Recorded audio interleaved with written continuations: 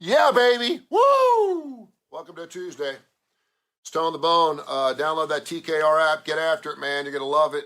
We had just a buttload of downloads yesterday. I don't know why it's great, because maybe I'm telling people to do it. But it's fantastic. It's classic rock, 168 hours a day, 365, 24/7, plus all of our shows. I mention every day now, Monday through Friday, Mission Minded with Michael Coleman. He's a great friend of mine, does the non-for-profits, was the Jimmy Hill Mission now with the Montgomery Food Bank. 10 o'clock in the morning, Adaptive Parish, Dr. Alex Hubeline and Dr. Josh Claypo. 12 noon, the Damon Johnson Show. He's all over the place, getting ready for the big Brother Kane reprisal. It's already back, but he's getting after it. They're going to be going on the road big time in 2023. 3 o'clock, Win in Rome with Stuart Rum, the Woodhouse Day Spa. 5 o'clock, Need to Know with Kip Kiefer from the Birmingham Racecourse Casino. He's not only got Need to Know, he'll be the first person to have 2 shows on Tony Kurre Radio. His next show airs on August 26th. It is a Wanna Bet. Perfect if you're looking for picks. We love people that pick football games for entertainment purposes only. We love that because if you're playing someone else's picks and you lose, it doesn't feel as bad. You still get to pay your guy, but it still doesn't feel as bad because you're playing someone else's plays. When you lose your ass when you're playing your own picks, you feel not only like you're broke, but you also feel stupid. But these plays are going to be great because Kip's son, Case, works out in Las Vegas. And Kip is out in Las Vegas right now, and they're cutting all these shows, and it's going to be a weekly show. It's also going to be airing on WTTO TV 21 every Saturday morning just in time for college football. So you want to bet, and that'll be a visual show you can see on Spotify, wherever you get your podcast, and right here on Tony Kurre Radio. Dark Side of the Pooch with Dr. Rab Stewart. Love him. One of my favorite shows to do. It's all about pet care. It's fantastic. It's hilarious. That show airs at 7 o'clock every night. Austin Hanks, Blues Almighty, 8 o'clock. Talked to Austin last week. ZZ Top's coming back to town here September 29th. I think we're going to be hanging out with Billy Gibbons for a little bit, and I'm trying to see if Austin's actually going to be in town for that show. And of course, Livewire Wednesday, which will air tomorrow night, brought to you by Southern Precision Staffing for all your staffing needs. 205-682-2828. Construction, otherwise, Kai Greger and his staff do a fantastic job. Today is Steve Carell's birthday. I think one of the funniest comedians I've ever seen. He's great, turned 60 today. Madonna, where's my Madonna at? Hold on. I got this thing, from Madonna, what was this, about 1990, 1991? It's when she still looked like that. Now she's doing NFTs, with stuff coming out of her butt, and out of her cooch. I don't know what that NFT thing was where she had her legs up in the air. Did you see that? Weird. But she's still Madonna. She's 64 today. Julie Newmar, Catwoman, the original Catwoman, turns 89 today. And I'd be remiss not to mention, where's my other picture? Here, one sec. You know what this is right here? See that? That is the Grateful Dead's Jerry Garcia at Graceland. And on this date, 1977, the King died. Interesting story, too. You know, they say that they found him on the toilet. He actually wasn't on the toilet. He was on his bathroom floor. And it's really weird. Elvis was kind of weird. It had been 5 years since Burnin' Love had come out. That was his last top 5 hit. It hit number 2. Suspicious Minds was his last number 1 song back in the 1960s, 1969. So it had been 8 years since his last number 1. And he was with his girlfriend at the time. He had already broken up with Priscilla and all that stuff. And he told her, he says, I'm going to the bathroom to read. Now, you know, when you get up in age a little bit, and Elvis wasn't that old, he was only 42, I get it, because sometimes you go in there. Hell, when I was younger, I used to fall asleep on the toilet. I hit a wall, and my dad thought I was doing something else in there, and I was. But I also fell asleep because I had to go through the refraction period. We don't need to go there, right? So Elvis Presley said, I'm going to go in the bathroom to read, which sounds like he's going to be in there for a while. And his girlfriend said, okay, make sure you don't fall asleep in there, okay? And he said, I won't. And that was the last thing he said to her.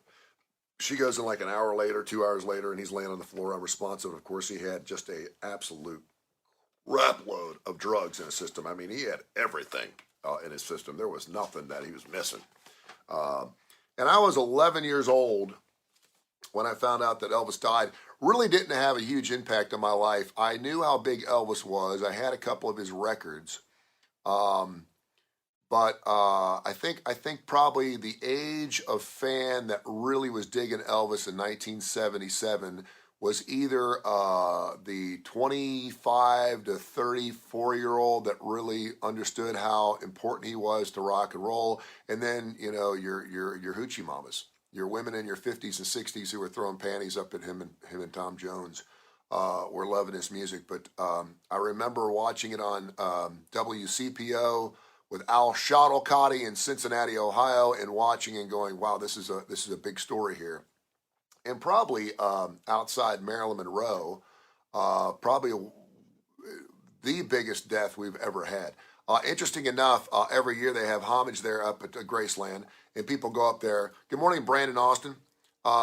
They go up there to pay homage to him and celebrate his life and his death on it. And the last time they did something, I think it was about 4 years ago, and they said roughly 40% of people that were there at the celebration of his life, on the celebration of his death in 1977, they thought he was still alive. Elvis is still alive. So he was 42, so that'd be 23, 45. He would be 87 years old right now. So I guess it's possible. Probably not. What if Elvis really was alive? Would it really change anything? What if we found out that Elvis Presley really was alive at the age of 87? What would we do? I mean, we live in this world of conspiracies now. We have fake everything. We have TikTok hacks, and 95% of them aren't worth a crap. You can't figure. But if Elvis Presley really was alive, would we freak out? Would we celebrate? Would we ask him to make another record? I mean, I don't know. It's kind of strange. All right, a couple things I want you to keep in mind. The Eagles are coming to town. Tickets go on sale this Friday morning, although if you pull up ticket sales for Birmingham, it looks like the damn show's sold out. Am I missing something? If you go to like one of these ticket brokers, it looks like there's only like a couple of hundred tickets left for the Eagles show coming to town a little bit later on this year, but their website says tickets don't go on sale until Friday. So I don't know what that's all about. There's so many different places that are selling tickets right now. Where's the guy? Where's the scalper? I just want to see the scalper. Meet my good black friend that stands down the corner. His name was Levon.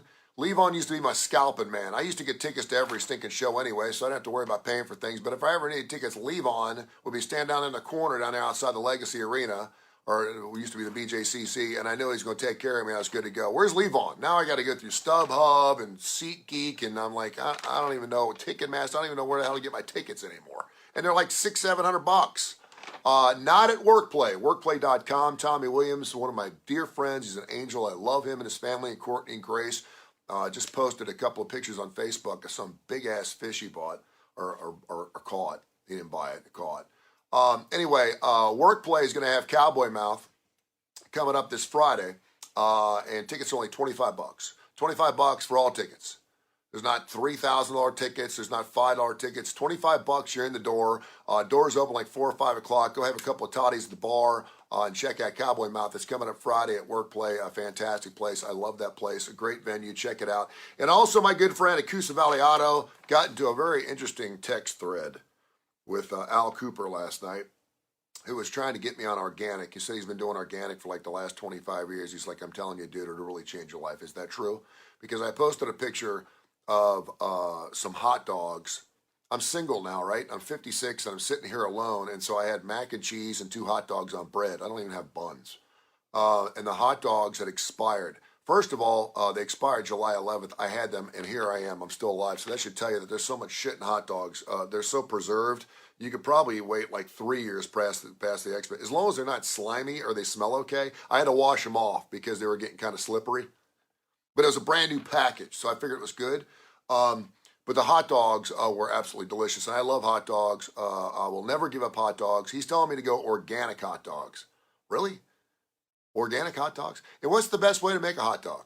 Some people say on the grill. Some people say in the microwave because it's super fast. My mom used to boil the hot dogs, and there's a boiled hot dog. For some reason, boiled hot dogs always taste better. That's why when you go and see them dudes on street corners, downtown Birmingham, the hot dog stand guys or Tony's Hot Dogs or whatever, they have them boiled. They're in the water.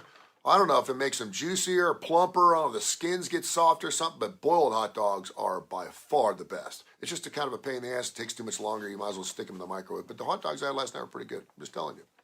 But Al's getting me organic, and he is organically selling cars. CoosaValleyAutoSale.com, CoosaValleyAutoSale.com. Go to his site, check out his cars. Now, there's going to be a lot of red pictures, and those aren't of cars. Those are cars that are coming.